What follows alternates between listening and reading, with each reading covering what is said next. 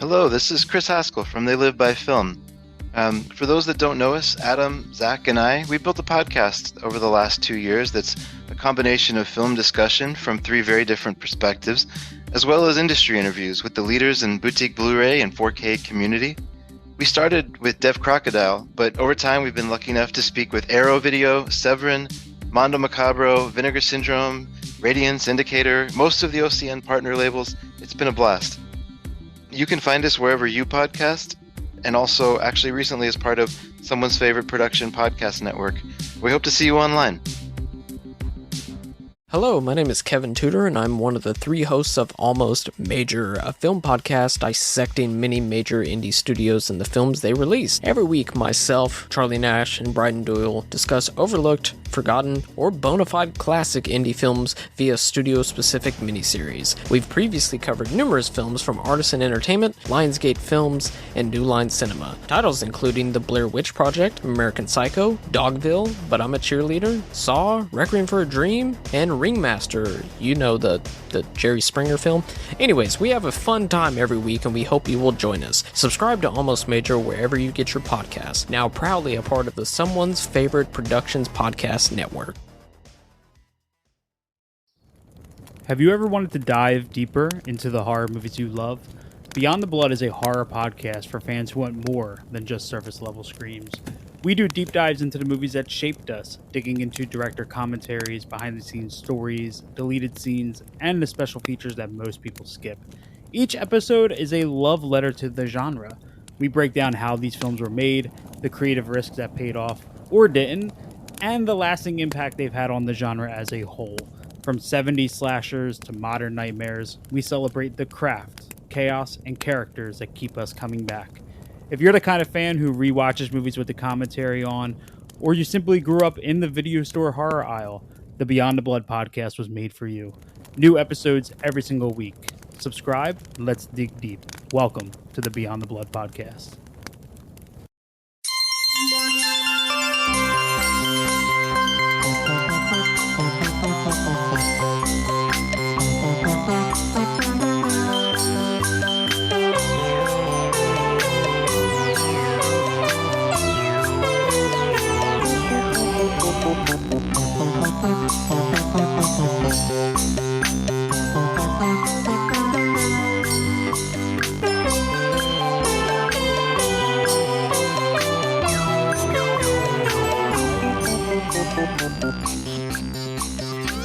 Welcome to Rankin Bass, an offhanded joke that became, well, it grew up to be a podcast, a very ugly, sinister podcast that you can listen to over and over again and just can't stop listening. I'm your host, Mike White.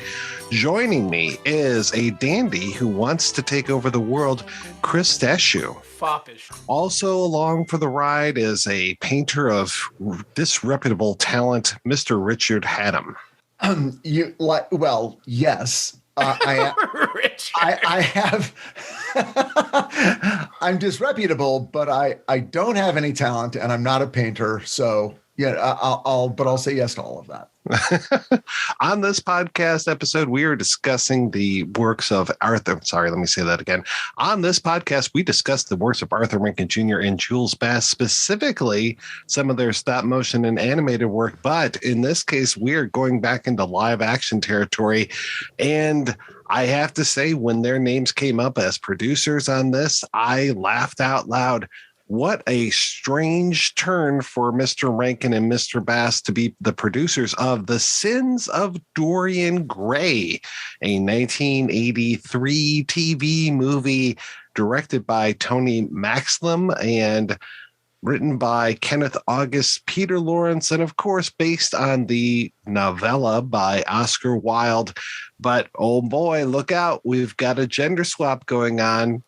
Dorian, I suppose, is a male and female name. I thought they would have gone with Doriana, but my God, take a drink every time they say Dorian Gray, not even just Dorian, and you're going to be flat out within a half an hour, my friend. Oh, man, that's the only thing you should be taking a drink to while watching this, because to enjoy this, you would have to be properly drunk. Oh, boy. So drunk.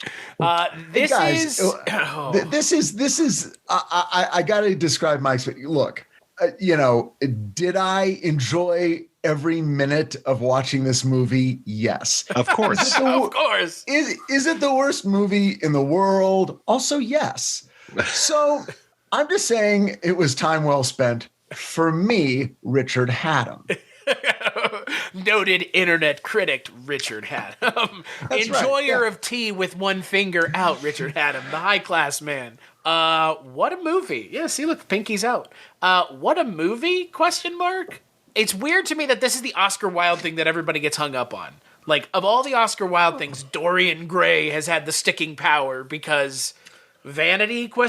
Is such a, again, it's a human thing, obviously, but yeah. Well, and clearly, I mean, it was in 1983, and well, I mean, I guess it didn't have to be 1983. I think there's a good idea here. Yeah. The execution leaves about as much to be desired as humanly possible. About as good as Anthony Perkins' old man makeup. Okay. Anthony Perkins, amazing. Best thing in the movie. Because it's always great to see best thing in the movie as in the best actor in the movie? Yes. Yeah. Best thing in the movie? Well, I mean, he playing a particular part where he's it's so the style of the movie is very much okay. Well, we all know the fashion industry, and we all know famous sort of question mark sexual guy married to a female filmmaker, and they take a young model under their wing. So we all know that. That's established, doesn't need a lot of going into. Now we tell our story.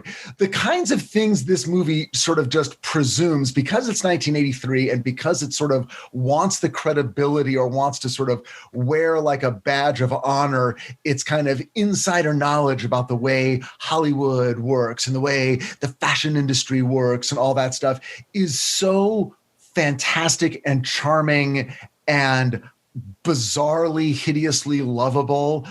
And Anthony Perkins' performance, again, as he's not even, it's not, you don't know if he's gay, straight, bisexual. He's just sort of an omnivorous personality who consumes everything in its path in a sort of Mephistophelian level of omniscience and glee. He likes to say things like, I don't judge anything that I see as good or bad, or there's only two tragedies in the world: getting what you want and not getting what you want. He's just very Oscar Wilde. He's the Oscar Wilde stand-in, isn't he? Yeah, he definitely is. This movie does have a lot to do. I mean, it is centered on the fashion industry, but there's also that screen test. So are we also talking movie stuff in here as well? It starts as a movie thing. Okay. Yeah, because the wife, Anthony Perkins' wife, is clearly is supposed to be a film director of some sort. Yeah. From a country that involves having an accent that I'm not sure. Like, I wasn't sure about her or Bonnie Bauer, or what was her name? Belinda Bauer. Belinda Bauer. Yeah, they both had accents that felt sort of European. But European question mark is a better way of putting it. It was very strange. Belinda is originally from Australia, and Olga Karlatos, I believe is how you pronounce the lady's name. She is originally from Greece. So yeah, they definitely have indeterminate let's say indeterminate accents. And Olga, mostly I know her from playing Prince's mom in Purple Rain. Belinda Bauer is in RoboCop 2. Yes. She plays Dick Jones's assistant. OCP! Dick Jones! That's the first one. That's a better movie. God, yes, it is. RoboCop 2 is painful. I enjoy RoboCop 2. I don't enjoy RoboCop 3. It's written by Frank Miller, though. That's the problem. Yeah, but I mean, it's what a fun. Weird patchwork movie. Tom Noonan.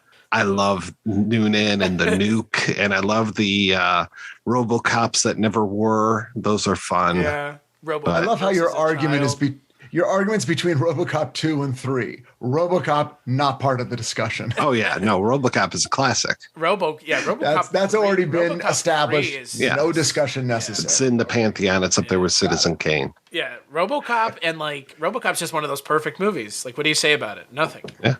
Well, okay. To go back though, I'll buy the Greek accent. Okay, that begins to. It's like, oh, okay. So I couldn't immediately identify it, but there was an accent. Mm-hmm. Dorian does not sound Australian, and let me tell you, I just spent 2 weeks in Toronto with a bunch of Australians. She didn't sound like any of them. All right. No, I would have never pegged her for Australian. I know Australians. Yeah. I'm referring to the Titans cast as a bunch of Australians. That's how I talk about them. Wow. Yeah. I was up there with a bunch of Australians. Exclusively Australians, too. Well, at least you didn't say a bunch Brits of involved. Scummy Australians or something like that. You held off on the... they're not scummy at all. They're just Australian. And so, by the way, self-confessed Australians. There's no secret. There's no shit. Oh, shoo. Yeah. Thank God they admit it. Have you now or ever been an Australian? What do you mean by the definition of have been? Have you no shame, Senator? How dare you ask me about being Australian? I do prefer my shrimp on the Barbie, if that's what you're asking. Hey, no. As a matter of fact, a dingo did not take my baby. God. Yikes. Well, speaking of Canada, Michael Ironside in this, where I was laughing out loud. I didn't realize, I know we start in what I assume to be the present, though I think it's some indeterminate time that we go past eventually. But we start in the present, we go back in the past. Yes. And so when we go back in the past, I didn't realize that Michael Ironside was going to follow us through this entire narrative, because the wig that they put him in, oh my God, I was losing my shit. It is just Sorvino and Goodfellas. The movie just has to catch back up with him. It's like it's his hair is like Elvis Presley's or something. I'm just like, what is going on with this? And then, yes, thankfully, he starts to lose it through the movie until we catch up with Michael Ironside's proper hair towards the end of it. Yeah. Okay, so just for more like Michael Ironside's and not Michael Ironside's with something on his head. Yes. for those listeners who have seen the movie or are gonna watch it based on our podcast, which you should.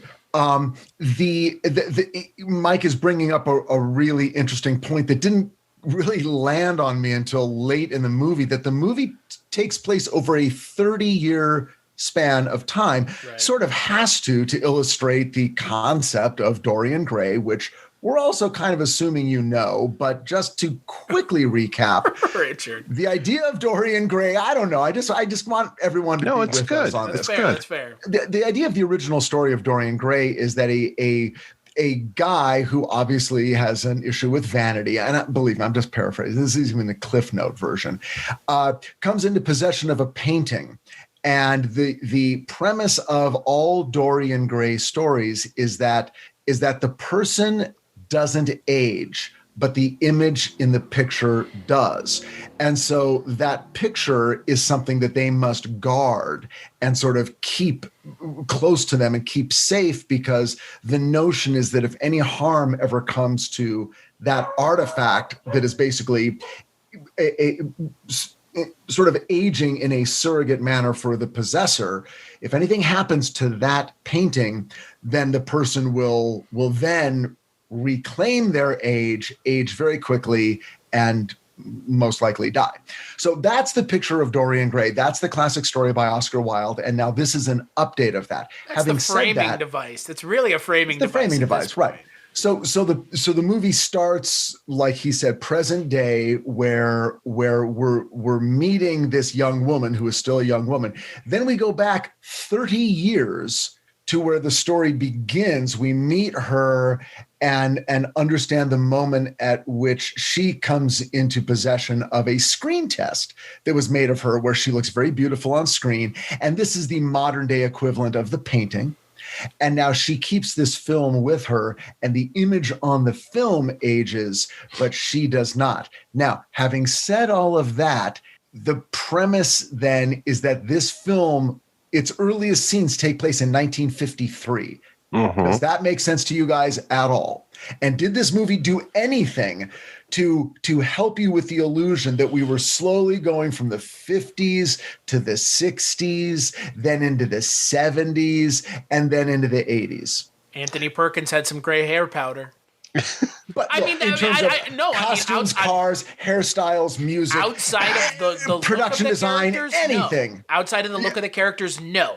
Absolutely. It all took place in March of 1983. Right. Yeah, that's kind of what it felt like the whole time. Yeah. All right. Just I wanted to make sure because no, it was not just you. At the point where I was like, oh, wait a second. Okay, wait, no, hold on. Of course, the story 20 years has gone by, but I'm like, but wait, what year were we supposed to have started in? And what's the 30-year span? Like it would have been great if they had started in 1983 and then gone to 2013 into whatever they thought that was. There'd probably be jetpacks and air cars and like metal dogs walking down the street. Than what they did do, which was essentially nothing. I think what this is I think this is just the budget manifesting itself on screen. Does that make sense? Like, I just don't think they had the budget, which to be fair, like, though, if you don't have the budget, don't write this kind of script then where you have to lean into it. Because but not only that, but seriously, like, look, I have a weird affection for this movie that I saw for the first time just now, but I got to tell you, it ain't that hard to go to the Salvation Army or your local used clothing store and steal a couple things that suggest an era. I guarantee you that Anthony Perkins himself has a closet full of fucking Nehru jackets and, anything else you might need to accurately represent him at any point during the 50s, 60s, 70s, and 80s. They didn't even say to the actors, go to your house and get something that looks like people wore 10 years ago. Student films do it all the time. And this thing, by the way, looks like it was fucking shot on Super 8. It honestly looks like an episode of The Twilight Zone from the 80s. That's what it feels like. It's that level of quality, which is not to say bad, but like, it looks very set-bound even when they're filming on the streets, which is pretty infrequently, mind you. But it always feels very set-bound in the mid-'80s, which, even when, like you said, Richard, even when it's not supposed to be the 80s, still looks like the 80s. Yeah, I mean, believe me, high schools were doing, productions of Bye Bye Birdie in 1983, and they managed to put their sophomores and juniors into costumes that looked like they were from an earlier era. It's not that hard. Especially in a movie that's about the fashion industry. Right. I mean, fuck. Richard. Yeah. On this very special episode of Rankin Bass, Richard gets heated. I mean, there was a moment. There was a moment when Ironside he's starting to reach, or he might have reached his hair level, and the makeup artist is putting makeup onto Dorian, and it's in a really weird style. And I'm like, okay, is this supposed to be the 80s? Are we now caught up? Is this what is happening today? Because she looked like she was going to go, I don't know, into like a Duran Duran video or something. So, but yeah, otherwise, you really don't get that this is, when we flash back to her originally, entering into the industry, it is not 1950s. There's no Don Draper feel to this whatsoever. Exactly. Yeah. And which is sort of the minimum of what you would want to put this across. The barest of minimums would be set design, set dressing. My God. Yeah. Skimp on everything else, but not that. Come on. So my next question, it has to do with the story, and maybe I'm just missing something. Hang on one second. My dogs are going nuts. Can we pause for 1 second? Sure. Start screaming. I'm going to go try to start screaming racial slurs at them. Yeah. Oh, Jesus Christ. He said it, Your Honor. Man, there's a reason that these movies were not... These live action Rankin Bass movies weren't very well made and or very frequently made. Boy, God in heaven. What's hilarious is that as soon as they started to pan around her apartment at one point, they're showing all of these different magazine covers that she's been on. Once they got to, I think it might have been Elle, I was like, I've seen that image before. And it took me a minute to realize, oh, yeah, that was the VHS box cover. So I had seen this VHS box cover at probably either the video stores that I've worked at or my local mom and pop video stores so many times, never realizing that here in 2022, we would be talking about it. It's weird. That's crazy. So you're saying the cover art for the movie was an image that was in the movie that they just took and said, okay, well, we'll just put that on the box. Exactly. Yeah. That's weird. So, okay. So here's my question. And it's also sort of a question about the original story of Dorian Gray, which I never read. How do I say this? This movie is called The Sins of Dorian Gray. There is an implication at a certain point, you begin to pick up on this notion that part of the cost, part of the devil's bargain of all this is that she becomes a bad person. Mm-hmm. She was not a bad person, but by not aging physically, she sort of becomes a bad person, like just sort of, I mean, all of her worst, vanity and sort of her own narcissism and self-regard. But was that the idea? Because it's not, they make a big deal about that first guy, Stuart Vale, who she sort of becomes involved. Stuart Vane, Richard. Oh, I'm sorry, Stuart. That's true. It's even. You got to make sure you give them the credit of their really in-depth, over-the-top names. Well, and that came right from Wilde, by the way. Okay, that's kind of what I figured. If you didn't tell me that, I wouldn't be surprised. Or I guess if I had known that, I would not have been surprised. Okay, here's my question. She did not seem to be like when she found out he was in a relationship with somebody, married, there was a baby on the way, she basically got out of bed, did not have sex with him, and she said, figure out your problems, and I'm out. Right. And then she leaves. So it's not like she was a home wrecker. Why was his death blamed on her? Or did she think it was blamed on her? Or was the movie saying, oh, it was really her fault? Why was that? What did I miss? I thought the movie implied it was her fault. That was, I mean, you have Vane's wife confronting her at the beginning of the movie, which makes no sense until you go back and then the movie catches back up with itself, towards the effectively last 10 minutes of the movie. But it was more. But he was the one. But I agree with you. It doesn't make any sense because it's not her fault. She's pregnant, and I'm now actually seducing this other woman. I mean, if there was someone at fault in the relationship in terms of being a betrayer or something, it's him, not 100%. Dorian Gray. So I was a little bit unclear. Now later she does things, but in a weird way, it didn't, other than sort of being a bitchy model, it's not like, I don't know. It's a very skewed moral compass with the way it confronts that character's interaction with her, because I think that's the movie's point when the movie's like, this is where her downfall begins, is that moment.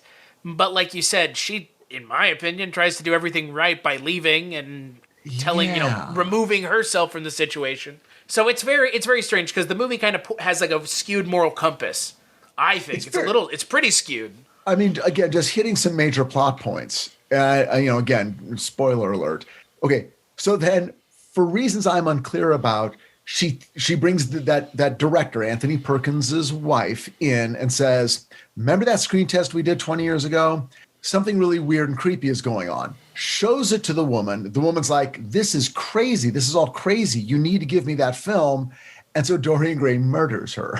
It's like, well, why did you show her the film? Right. And then she goes to another guy and says, you need to go bury the body or something and I'll pay. I mean, I don't know. It's like Michael Ironsides, because she was like, I've made your career. You wouldn't be working with women anymore if not for me. I'm keeping you in business, which is like, that probably is the case. She's like, I want to work with this one guy all the time. That makes sense. And then that guy is like, okay. And then he goes and does it and then says, now you got to pay me $100,000. So again, I'm thinking he's as bad. It's not like he was a great guy whose life would have gone on in some great way. But for her, it's like he was a felony waiting to happen. I don't know. It was just so I guess my question is this: in the story of Dorian Gray, is it baked in that the person becomes ugly on the inside? I think he's predisposed to being ugly on the inside. He's vain enough to want that. But then, yeah, I think also, I mean, it's a little bit of the, let's call it the self-loathing of Wilde as well, because he knows that what he's doing is, quote unquote, against nature. So there was a lot more homosexuality in the original version that Wilde put out there. And then his publisher, of all people, censored the hell out of his stuff before they even let it out. So what we've had for, over 100 years was kind of a boulderized version. And then they finally started to release the original manuscript. I think Harvard Press put it out 2011 or something like that. And then there was another version where it was an annotated version to kind of show like, this is what has changed and this is what it was in the earlier versions. This is what it is now.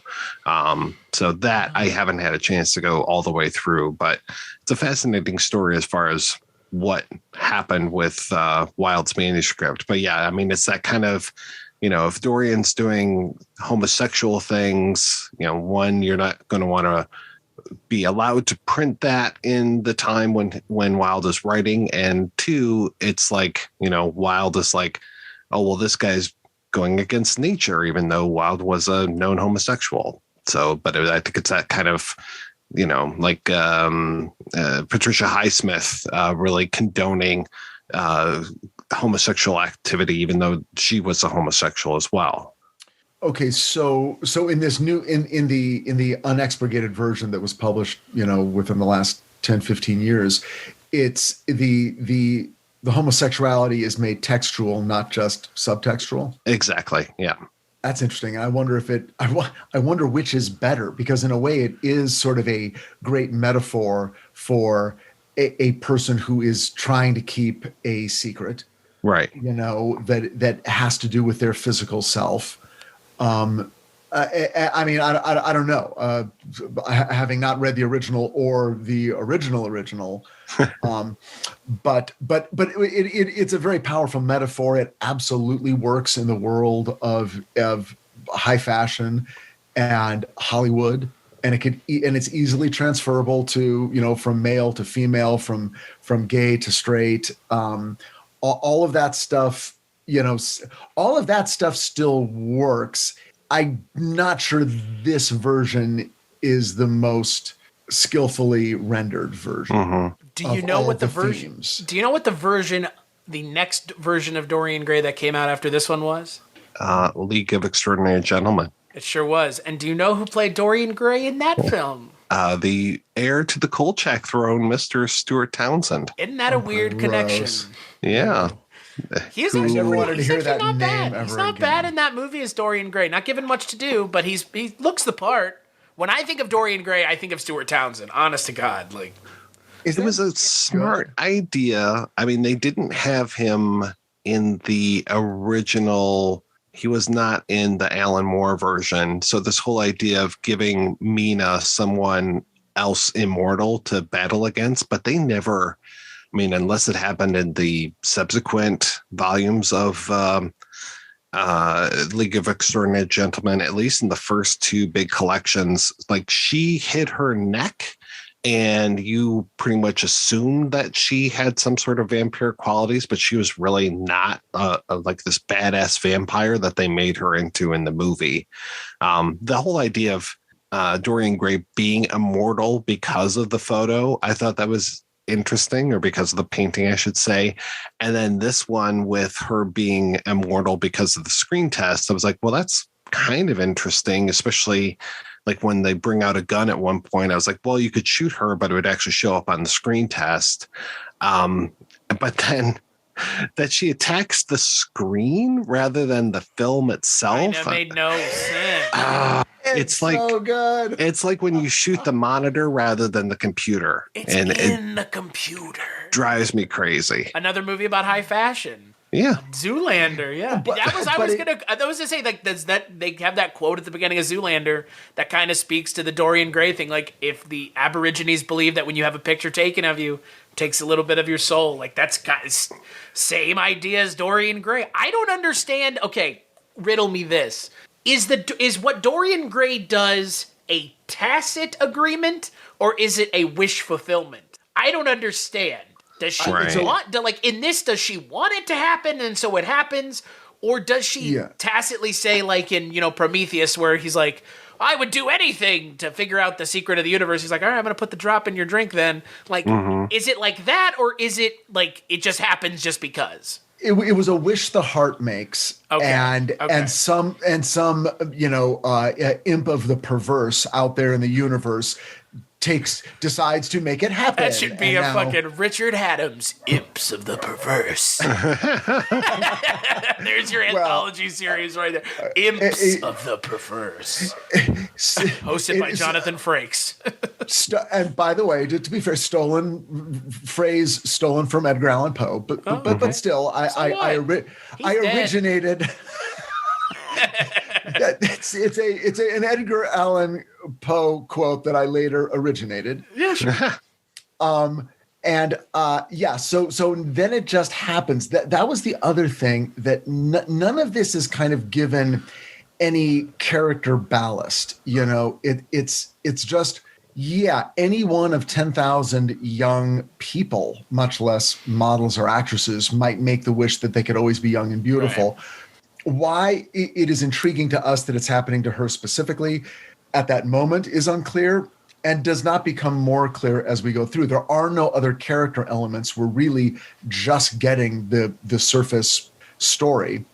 And Mike, I was going to say, the only thing better than her stabbing the screen to destroy the celluloid is the fact that when they find her, she has been stabbed in the area that she stabbed the image. Yes. It's like gone through into herself somehow. Makes sense. So it double doesn't make sense, which in my book makes it make sense.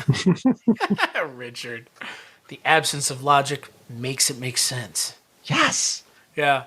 It's movie logic is what it is. I loved it though. She's stabbing the screen. I was like, "This is not the film's back there. The film is back there." Just like standing there, like, "What are you stabbing the fucking screen for?" Hey, it worked. Okay, it worked. She died. So now who's the fool? You got a desiccated Donovan-esque corpse there at the end, dead. Yeah, it did look a little putty-faced. Yeah. Yeah. Oh boy. Yeah. There were so many times where she would turn around in that screen test and be like, "She looks just kind of the same, maybe a little dirty." Yeah. Anthony Perkins sees that model at the end and just goes, "Mom?" Look, his involvement does elevate this beyond, I wouldn't say just like TV movie Drek, but this is not like, I don't think this is something I would have ever watched without Rankin and Bass, the podcast. Rankin Bass, the podcast. So how close was this chronologically to Curse of Bermuda Triangle? That was 1978. This was 83. So we're a few years north. Yeah. I like because when I'm watching this stuff, I'm like, okay, well, what was the reality behind why this got made? Like, I'm thinking, well, maybe these were made like, 82 and 83. Like maybe they got a deal and it was like, okay, here, you guys, you get $1 million. You get to make 2 movies. They have to be completed in 18 months. They have to star one international person, one blah, blah, blah, and one blah, blah, blah.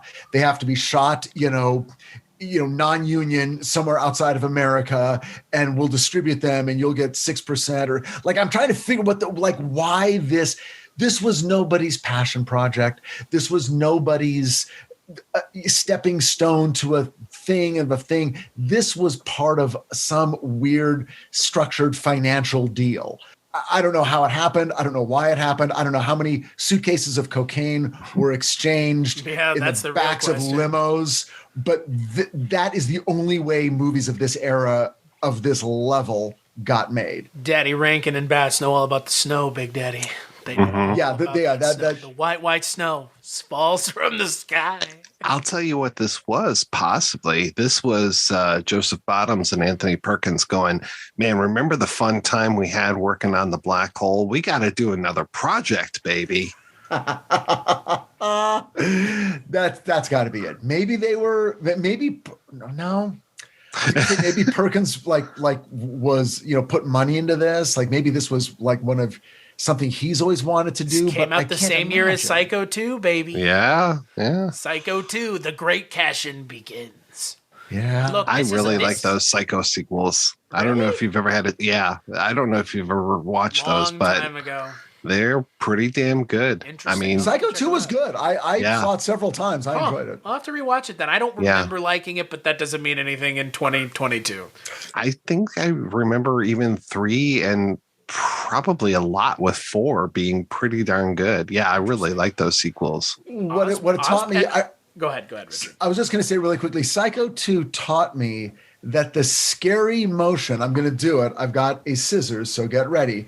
In a movie, what they show in Psycho 2 is they show this before this. So it's not, this isn't scary, but when someone is behind someone else and you see them, reach for a knife and go, you see it come up. That was the shock cut in Psycho 2. And I remember thinking, oh, that's weird, because it was shocking to see way up in frame, because you're like, oh, what the next thing is. And then you never even have to see the next thing. Right. They do that to much success in one of my favorite horror movies, Scream. In the first movie, in the first 5 minutes, they have the knife up. Yeah. And they do it in the newest one too, which just goes to show that what is old is new again, and that was the entire point. Yeah, and that was Richard Franklin directing that one and Tom Holland writing it. So it was really a lot of good talent behind there. Yeah, I'll have to recheck them out then. I didn't, but my opinion a long time ago is not what it used to be. So, but we can agree that Anthony Perkins was great in this movie. Yeah. I mean, his wig, maybe not, but his performance was great, and he really grounds this. And yeah, you're right. He's very gleeful in the way that he's. I mean, it's almost like he's the devil and she's Faust. I mean, he just seems to really be like, "Ooh, this is great." I think it would have been more fun if that had actually been the case. Like, just, they kind of hint at it enough times where that's where I kind of came down on it at the end. I was like, is he kind of the devil? Because it seems like it. Right. It seems like it, and it would have made sense, except that the movie started with this weird voiceover at a certain point. Yeah. And it's not like voiceover is something they did throughout the film. Nope. It's just like at 3 different points, you suddenly have him talking, which I guess means the movie is from his point of view, which means they would have had to do a pretty big reveal for him to then at the end of the movie go, ha ha ha, and it was me all along. I was the one who, I'm the omniscient monster the entire time. Mm-hmm. But him being the omniscient monster would have made sense based on the way he was playing. It's sort of like, because that's another character that was big in the 80s and, could be big at any point, which is the sort of soulless movie producer, agent, fashion magazine owner, the person who can bestow fame upon someone if they're simply willing to sell their soul / sleep with them / give up all of their morals to cash in / whatever other thing you want to slot in for the loss of one's soul. Mm-hmm. Yeah. Yeah, I mean, pretty much. That's kind of what I was expecting this movie was going to have there at the end. Was like, and then it turns out that it's like he's been the one the whole time. It's like, nope. Okay, interesting choice to not do that, because it kind of is almost telegraphed from the beginning that it was going to be the case. I know, and I would have really enjoyed seeing him sort of take action at the end, even if that action was like within the reality of the storytelling. I'm going to do the one good that I created this monster. I'm going to stop this monster. Right, now I have to put the monster down. Yeah, I'm going to do something like, I know what's happening now. I know what happened to my wife, and I was a dick to her, and I've been a dick to everyone for 30 years, but I'm going to do this one thing. And even if he failed, it would have been an interesting character turn for him to realize how he facilitated this with her and probably 100 others. And I'm actually going to, pay the piper at a certain point. But he doesn't really. He just sort of witnesses the end of the movie, and then that's it. Yeah. If he had been the devil, it really would have then been like Twilight Zone or like Tales from the Crypt. Then it's like, because again, they have those kinds of stories in both Twilight Zone and Tales from the Crypt. These kind of Dorian Gray-esque stories. I believe in Tales from the Crypt, it's in the first or second season. I think it's with Leah Thompson, where he makes a mold of her face and she like sells him her beauty. It's kind of similar, but then this, I don't know. I've seen this story done better, I think is the sad part. And it's the non-Dorian Gray version of the story, but I've seen it done better. Which I think for me is the ultimate kind of failing of this, is when there's other things being done around the same time, kind of like this. This should have been really interesting because it is the source material. It is claiming to be, influenced by the source material. And just because the source material doesn't have some of these things, which I'm sure, Mike, it doesn't have the devil outright in it. That doesn't mean they couldn't have included it just because. Just because, why not? Make it something your own. They already kind of have. It's set in the modern time. It's not set in, Victorian era England where the original story is set. So was this, Mike, did you say this was originally a TV movie? Yes. I want to say it aired in May of 83. Okay, so like on ABC or one of the major networks, right? Yep. Yeah. Okay, so, all right, so that explains why there was not any overt sex or nudity. Right. Or real drug use or violence. Like everything was sort of a sanitized version of, borderline behavior.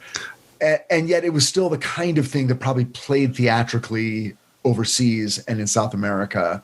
I'm sure this got a theatrical release all over the world. And it sure did. As I was looking up images, I was finding a lot of at least box covers in different languages. So I'm sure it did play theatrical out there. Los Pecados de Dorian Gray. See? So they made their money. God knows they made money on this. Oh, yeah. And look, beautiful woman on the box. Somebody's going to rent it just because. Yeah. Maybe that's why. Maybe that was the disconnect for me, was like, if you're going to tell this story, why not just go the extra mile? And you're bumping up against a lurid, but you're not quite lurid. And it's because you can't be lurid on ABC on Tuesday night at 9. Not in 1983, you can't. Though probably not in 2022 either. Not on ABC of all places. No. Right. Yeah. Maybe this was NBC and this is, Hannibal. We're talking but this is we're talking 1983. This is pretty sanitized for all audiences. Yeah. Very Rankin Bass even. I'm not sure. Yeah, and she do with it though. She doesn't do a good job when it comes to hiding her being immortal. I mean, we talked about Ironside being the only photographer that she's going to work with. So it's her and him and the makeup artist see her for decades, never looking any different. Whereas if she went to other photographers, they wouldn't either know, or she could say, well, I had a little work done. Wouldn't even talk about the fact that she runs away to like South America to help needy kids. Didn't even talk about that. Mention that fucking weird interlude of this movie that comes out of nowhere and leaves just as quickly as it came. But here, so follow the logic. I'm so glad you brought that up because I was thinking about it while her logic, I think, was, okay, I'm going to leave the fashion industry. I'm going to go and work with sick children in South America for 10 years or something, like for years. I mean, it's not a weekend. Sure. Something. And then I'm going to run back home, put the film on, and see if I've gotten younger. Right. But couldn't you also just look in the mirror and see if you've gotten a little older? Wouldn't that tell you that? Because it feels like she does not age. Because she does not age. She worked for 10 years in South America and then ran home to check the results and then was horrified when it did. Oh, my last 10 years did not work. I would say, Mike, you and I have known each other for 8 years, and I would say in the last 8 years, you and I look different. Like it's kind of a massive plot hole, actually. Also, the whole thing of what does this matter even? I just, it was like this weird interlude that was like, she's going to go away and try to like better herself. Because she realized, it's like she realized, in other words, she is doing what I was hoping Anthony Perkins would do.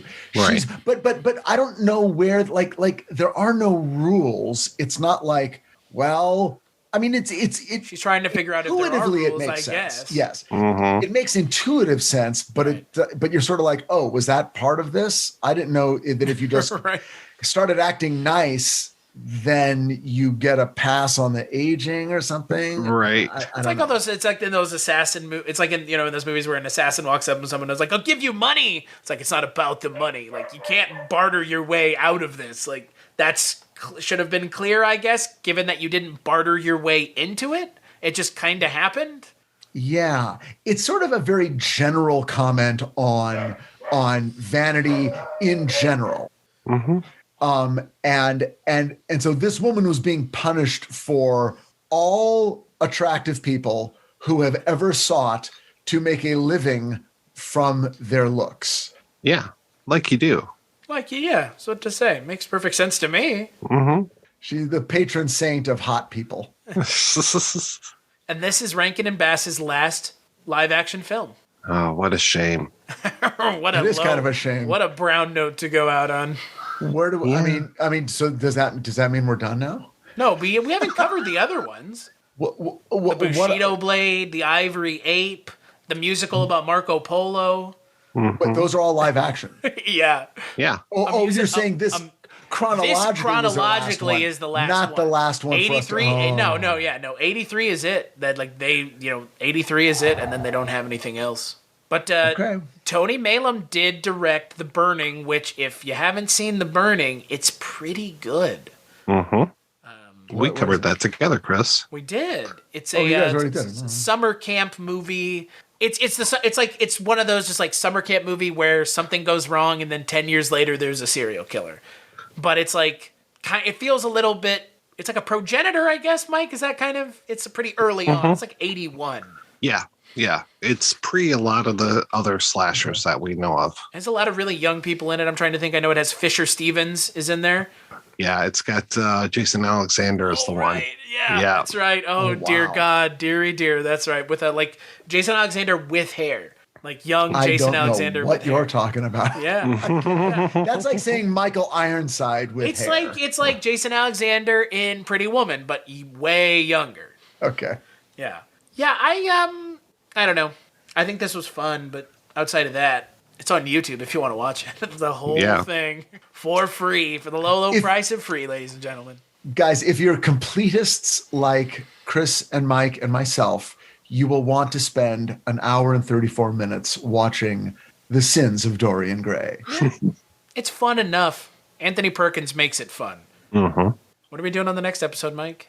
On the next episode, we are going to look at one of their earlier live action films, 1977's The Last Dinosaur, directed by Shisui Kotani and Alexander Grashoff, and written by who seems to be their frequent collaborator, William Overgaard, who also wrote The Bermuda Depths, The Ivory Ape, and The Bushido Blade. So we're going to be going through that. And I've got Mr. Overgaard's email address. We might actually have an interview for this episode. Alexander Grashoff directed some episodes of Kolchak. Damn straight he did. That's what Richard was trying to say. I knew. I was like, that name sounds very familiar. The Zombie, Bad Medicine, and I forget what the other one is.